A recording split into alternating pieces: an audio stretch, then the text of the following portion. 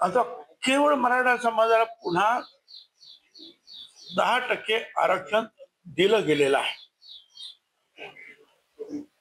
आता तरी सुद्धा हा सगळा मराठा समाजाला ओबीसी घ्या, ओबीसी मध्ये घ्या, अशा प्रकारचे आंदोलन होत आहे, प्रेशर निर्माण केलं जात.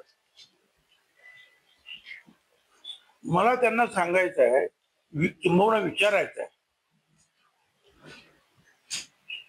तुम्हाला मराठा आरक्षण नको का? तुम्हाला 10% मराठा आरक्षण नको का? ते रद्द करायचं का?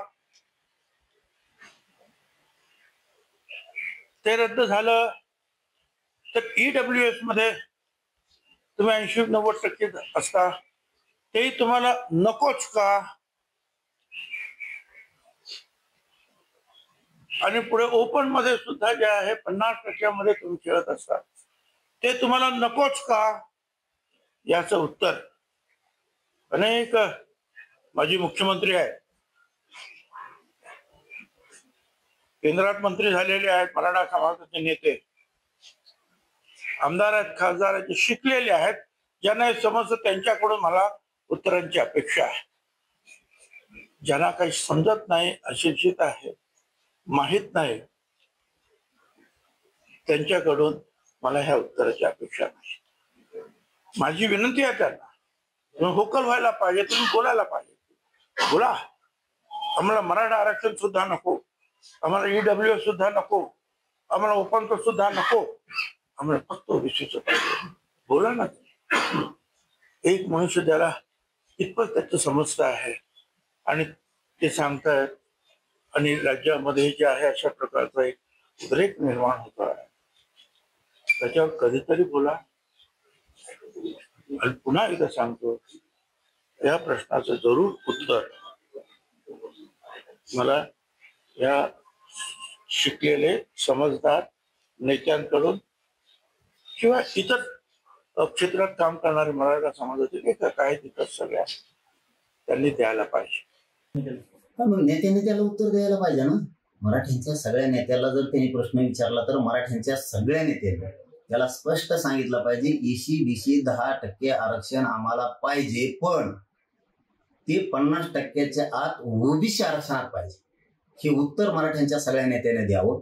कारण जी मागास सिद्ध जात झाली, जिला आयोगानं मागास सिद्ध केलंय, की 10% मराठा समाजाची जात ही 50%च्या आत घ्यावं लागते, असं कायदा मागासवर्ग आयोग, केंद्रीय मागासवर्ग आयोग असं निकष त्याचे आहेत की ती जात मागास सिद्ध असायला लागते. तर मराठा हा 10% मागास सिद्ध आहे, पण जी जात मागास सिद्ध झाली तिला 50%च्या आत ओबीसी आरक्षणात घ्यावं लागतं. तर मग आम्हाला मराठ्यांच्या नेत्यांनी त्याला प्रश्न विचारावा, EC BCचं 10% आरक्षण हे मागास सिद्ध करून दिलंय, तर 50%च्या आत देण्याऐवजी वर का दिलं? 50%चं वरचं 10% आरक्षण आम्हाला नकोय हे स्पष्ट मराठीच्या नेत्याने सांगावं.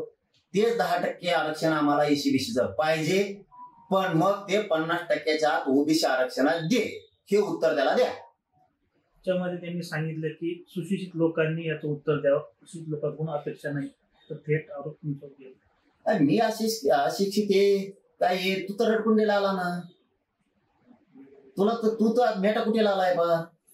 मी अशिक्षित असून तुला एवढा खोटा ठोकलाय, तर आमचे सुशिक्षित बोलायला लागल्यावर तू काय होईल याचा विचार कर मग. आणि त्याला चांगला माहिती मी सुशिक्षित आहे का अशिक्षित आहे, त्याला चांगला माहिती. चांगला म्हणजे तो पण हुशार आहे, त्याला चांगला माहिती. पोरग हाय पण किती डोकेबाजी हे त्यालाही चांगला माहिती. परंतु आता सुशिक्षितलाच उत्तर मागितलंय, तर आमदार, खासदार, मंत्री, नेते मराठीचे जे कोणाला त्यांनी उत्तर मागितलं असेल त्यांनी स्पष्ट उत्तर द्यावं. 10% EC BC आरक्षण आम्हाला पाहिजे, पण 50%च्या आत ओबीसी आरक्षणात पाहिजे, हे उत्तर त्याला सगळ्यांनी द्यावं.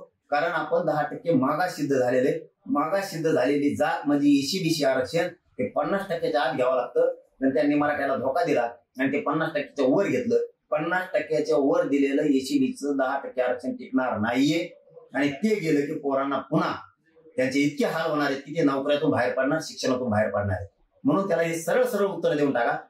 मराठ्यांची जात 10% मागास सिद्ध झाली, की एसीबीसीचं आरक्षण आम्हाला 10%, 50%च्या आत ओबीसी आरक्षणात पाहिजे, ते आम्ही घ्यायला तयार आहे. 50%च्या वर दिलेलं एसीबीसीचं 10% आरक्षण आम्हाला नको, स्पष्ट सांगा.